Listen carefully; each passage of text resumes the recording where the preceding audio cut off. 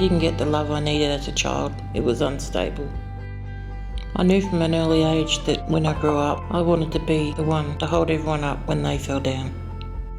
I wanted to be the perfect mum and wife, and I was for a while there. We were living our dream. We'd sold up everything. We'd bought a caravan, a boat, and a four-wheel drive. The three of us, Lenny, Faith and I, had spent 3 years travelling around Australia. I don't remember the stroke. When I woke up, I was peg-fed, and it took 5 or 6 months before I could talk. I could use my thumb to text, and I could communicate important things like hello and I love you. Life turned to shit. Leonard wanted to bring me home, and all I wanted to do was go home, but I wasn't allowed to. I'd lost everything that was important to me. That was when I tried to off myself.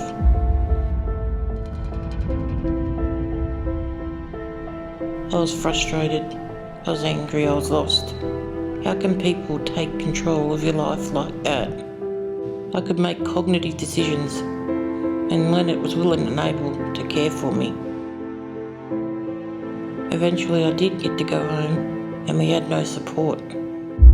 Lenny and his mum were caring for me 24/7. Lenny never slept. We couldn't make it work. I went back to hospital, and then to a nursing home. All I ever thought about was getting home. The night had always been my time with Faith. We'd cuddle up in bed together all night. You know what it's like to be a mum and hold your kids. I missed it big time. My dream of getting home was the only thing that kept me going. To be around them and to hear their voices, a hand to touch or a cuddle. I never gave up on that. That dream was all I had left. At my first NDIS meeting, I made it very clear I wanted to go home. That was my goal. I had to hold the reins back. I was like a bull at a gate, wanting the end result. There was all these little steps, like equipment, a wheelchair. I remember that very first day I went outside in the wheelchair. It was amazing. The flowers, the cut grass.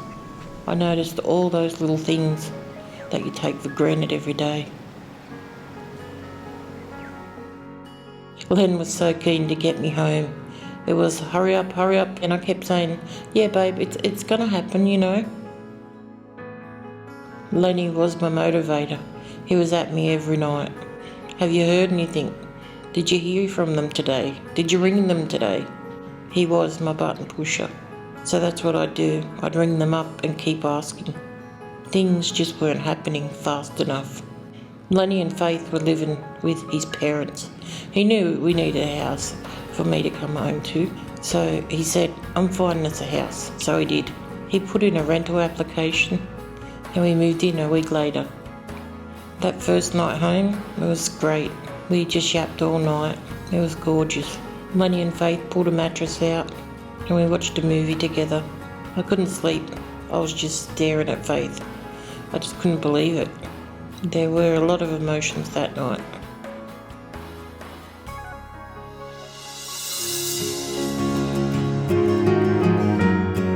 Moving home like that, there was nothing set in stone or planned. We'd gotten to that, okay, you can move home stage with NDIS, but not the putting everything in place stage.